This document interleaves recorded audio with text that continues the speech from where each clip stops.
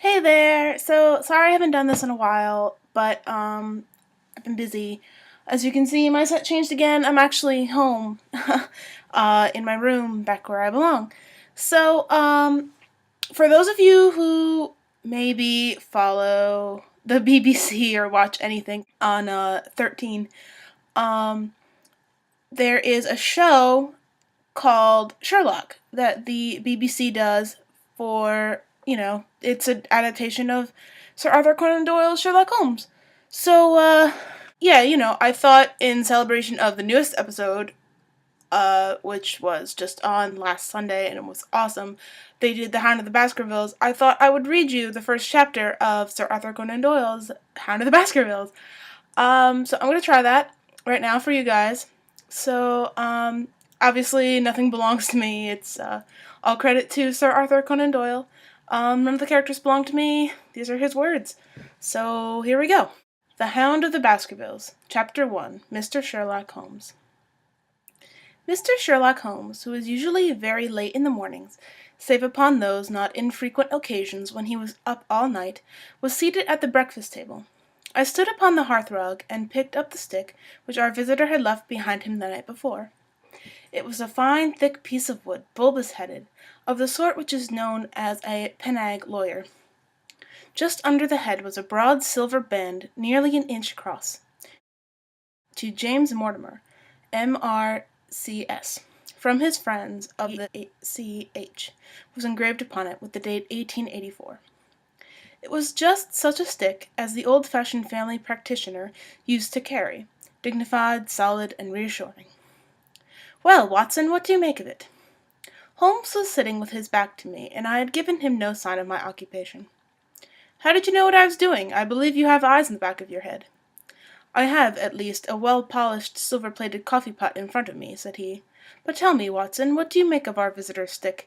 Since we have been so unfortunate as to miss him and have no notion of his errand, this accidental souvenir becomes of importance. Let me hear you reconstruct the man by an examination of it." "I think," said I, following as far as I could the methods of my companion, "that Dr. Mortimer is a successful elderly medical man, well esteemed, since those who know him give him this mark of their appreciation." "Good!" said Holmes. "Excellent! I think also that the probability is in favour of him being a country practitioner, who does a great deal of his visiting on foot." "Why so?" "Because the stick, though originally a very handsome one, has been so knocked about that I can hardly imagine a town practitioner carrying it. The thick iron ferrule is worn down, so that it is evident that he has done a great amount of walking with it." "Perfectly sound," said Holmes. "And then again there is the Friends of the C.H. I should guess that is to be the something hunt, the local hunt to whose members he has possibly given some surgical assistance, and which has made him a small presentation in return." "Really, Watson, you excel yourself," said Holmes, pushing back his chair and lighting a cigarette. "I am bound to say that in all of the accounts which you have been so good as to give of my own small achievements you have habitually underrated your own abilities. It may be that you are not yourself luminous, but you are a conductor of light. Some people without possessing genius have a remarkable power of stimulating it. I confess, my dear fellow, that I am very much in your debt." He had never said as much before, and I must admit that his words gave me keen pleasure, for I had often been piqued by his indifference to my admiration and to the attempts which I had made to give publicity to his methods.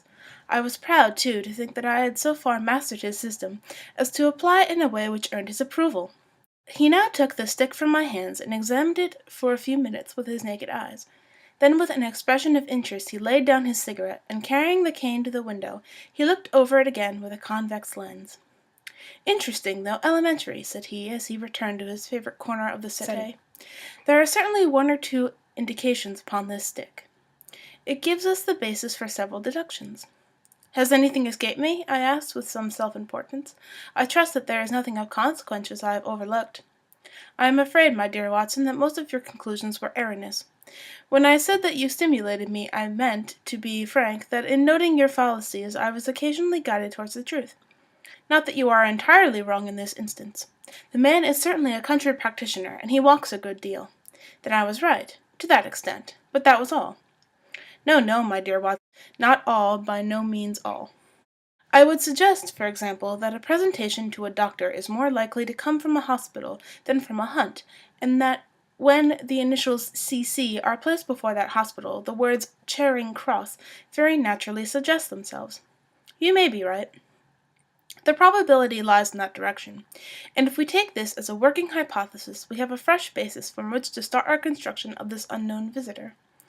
Well then, supposing that CCH does stand for Charing Cross Hospital, what further inferences may we draw? Do none suggest themselves? You know my methods. Apply them.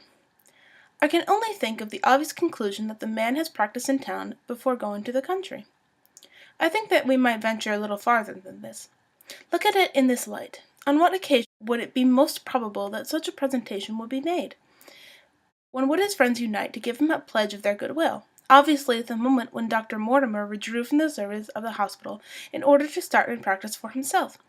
We know there has been a presentation. We believe there has been a change from a town hospital to a country practice. Is it, then, stretching our influence too far to say that the presentation was on the occasion of the change? It certainly seems probable. Now, you will observe that he could not have been on the staff of the hospital, since only a man well established in a London practice could hold such a position, and such a one would not drift into this country. What was he, then? If he was in the hospital and yet not on the staff, he could only have been a house surgeon or a house physician, little more than a senior student. And he left 5 years ago. The date is on the stick. So your grave middle-aged family practitioner vanishes into thin air, my dear Watson, and there emerges a young fellow under 30, amiable and unambitious, absent-minded, and the possessor of a favorite dog, which I should describe roughly as being larger than a terrier and smaller than a mastiff. I laughed incredulously as Sherlock Holmes leaned back in his settee and blew little wavering rings of smoke up to the ceiling. As to the latter part, I have no means of checking you, said I, but at least it is not difficult to find out a few particulars about the man's age and professional career. From my small medical shelf I took down the medical dictionary and turned up the name. There were several Mortimers, but only one who could be our visitor. I read his record aloud. Mortimer James, M.R.C.S., 1882, Grimpen, Dartmoor, Devon. House surgeon from 1882 to 1884 at Charing Cross Hospital. Winner of the Jackson Prize for Comparative Pathology, with essay entitled Is Disease a Reversion? Corresponding member of the Swedish Pathological Society. Author of Some Freaks of Atavism. Lancet, 1882. Dewey Progress, Journal of Psychology, March 1883. Medical officer for the parishes of Grimpen, Thorsley, and High Barrow. No mention of that local hunt, Watson, said Holmes with a mischievous smile, but a country doctor, as you very astutely observed. I think that I am fairly justified in my inferences. As to the adjectives, I said, if I remember right, amiable, unambitious, and absent-minded. It is my experience that it is only an amiable man in this world who receives testimonials, only an unambitious one who abandons a London career for the country, and only an absent-minded one who leaves his stick and not his visiting card after waiting an hour in your room. And the dog? Has been in the habit of carrying the stick of his master. Being a heavy stick, the dog has held it tightly by the middle, and the marks of his teeth are very plainly visible. The dog's jaw, as shown in the space between these marks, is too broad in my opinion for a terrier, and not broad enough for a mastiff. It may have been, yes, by Jove, is a curly-haired spaniel. He had risen and paced the room as he spoke. Now he halted in the recess of the window. There was such a ring of conviction in his voice that I glanced up in surprise. My dear fellow, how can you possibly be so sure of that? For the very simple reason that I see the dog himself on our very doorstep, and there is the ring of its owner. Don't move, I beg you, Watson. He is a professional brother of yours, and your presence may be of assistance to me. Now is the dramatic moment of fate, Watson, when you hear a step upon the stair which is walking into your life, and you know not whether for good or ill. What does Dr. James Mortimer, the man of science, ask of Sherlock Holmes, the specialist in crime? Come in. The appearance of our visitor was a surprise to me, since I had expected a typical country practitioner. He was a tall, thin man with a long nose like a beak, which jutted out between two keen grey eyes, set closely together and sparkling brightly from behind a pair of gold-rimmed glasses. He was clad in a professional but rather slovenly fashion, for his frock coat was dingy and his trousers frayed. Though young, his long back was already bowed, and he walked with a forward thrust of his head and a general air of peering benevolence. As he entered, his eyes fell upon the stick in Holmes's hand, and he ran towards it with an exclamation of joy. "I am so very glad," said he. "I was not sure whether I had left it here in the shipping office. I would not lose that stick for the world." "A presentation, I see," said Holmes. "Yes, sir. From Charing Cross Hospital?" "From one or two friends there on the occasion of my marriage." "Dear, dear, that's bad," said Holmes, shaking his head. Dr. Mortimer blinked through his glasses in mild astonishment. "Why was it bad?" "Only that you have disarranged our little deductions. Your marriage, you say?" "Yes, sir. I married and so left the hospital, and with it all hopes of a consulting practice. It was necessary to make a home of my own." "Come, come, we are not so far wrong after all," said Holmes. "And now, Dr. James Mortimer, Mr., a humble M.R.C.S. and a man of precise mind, evidently.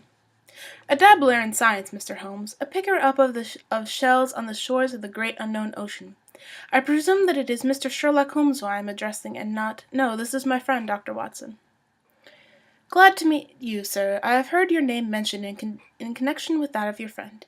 You interest me very much, Mr. Holmes. I had hardly expected so dolichocephalic a skull, or such well-marked supraorbital development.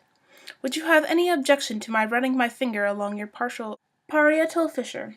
A cast of your skull, sir, until the original is available, would be an ornament to any anthropological museum. It is not my intention to be fulsome, but I confess that I covet your skull." Sherlock Holmes waved our strange visitor to a chair. "You are an enthusiast in your line of thought, I perceive, sir, as I am in mine," said he. "I observe from your forefinger that you make your own cigarettes. Have no hesitation in lighting one." The man drew out paper and tobacco and whirled the one up in the other with surprising dexterity. He had long, quivering fingers, as agile and restless as the antennae of an insect. Holmes was silent, but his little darting glances showed me the interest which he took in our curious companion. "I presume, sir," said he at last, "that it was not merely for the purpose of examining my skull that you have done me the honour to call here last night and again to-day." "No, sir, no, though I am happy to have had the opportunity of doing that as well. I came to you, Mr. Holmes, because I recognize that I am myself an unpractical man, and because I am suddenly confronted with a most serious and extraordinary problem. Recognizing, as I do, that you are the second highest expert in Europe—" "Indeed, sir, may I require who has the honour to be the first?" asked Holmes with some asperity. "To the man of precisely scientific mind, the work of Monsieur Berthelot must always appeal strongly." "Then had you better not consult him?" "I said, sir, to the precisely scientific mind. But as a practical man of affairs it is acknowledged that you stand alone. I trust, sir, that I have not inadvertently—" "Just a little," said Holmes. "I think, Dr. Mortimer, you would do wisely if without more ado you would kindly tell me plainly what the exact nature of the problem is in which you demand my assistance." And that is Chapter 1. So, if you guys liked that, you can request more. Please do, down below in the comments section. I would love to read you more because I love Sherlock Holmes. So yeah. And although that was a bit of a difficult read because of all the words that I don't know, I wouldn't be adverse to doing it again. So if you guys want to hear more of Hound of the Baskervilles, please let me know down below, and I will do them for you. Again, it doesn't belong to me, so obviously, it's Sir Arthur Conan Doyle's work, and I'm very much a fan. So, thank you, and see you next time.